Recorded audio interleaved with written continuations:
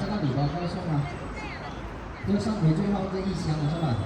那你再给那些家长，像前面的妈妈、姐姐有孩子读书的家长，前面的家长，给他们发下去，他们记上。那如果说拿上不够送的怎么办呢？也不会让你们白来的，今天给你们做个主的，也不会让你们白来。拿上这个学习机不够送的，我也给你们送其他礼包，或者说送一个机械也行，送公仔可以。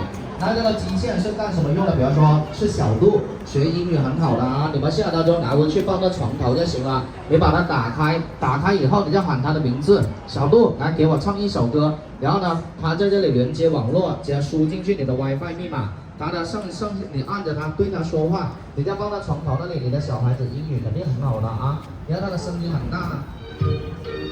马上拿到你们自己慢慢看吧，要不要啊？谁第一个先鼓掌呢？给谁先发第一个？啊？给谁？给那个给这个大哥吧啊！来，那个装好啊，自己装好啊！拿上给你发一个来，先排长一排先，那就一人发2个给你们，有孩子的排一排啊，大哥排好。那这个没有拿到的我先发给你哦。你把学习机发给家长，有小朋友读书的那些。一人发一个给他们登记好，来，先排好，我来安排好，姐姐过来一点点，妈妈过来一点，大哥过来一点，姐姐过来，带好孩子，来这样吧，大哥看我，不要老是看后面了啊，姐姐看我2眼好不好？我老是看他有什么好看的呢？我长得那么丑，多看我2眼好不好？我都跟结束了，来这样子吗？这一人发一个，我再来看这个礼包呢，接下来。我就一人发一个，然后呢发下去，我们一起合个影，活动就结束了，拿回去第一个。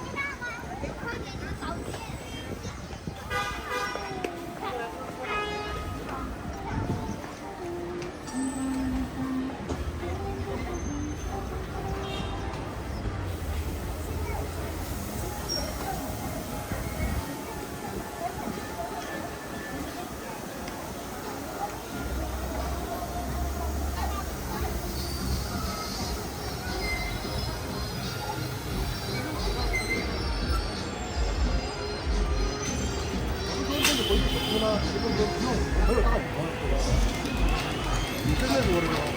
啊，是啊，那我说他说了，那我就滚。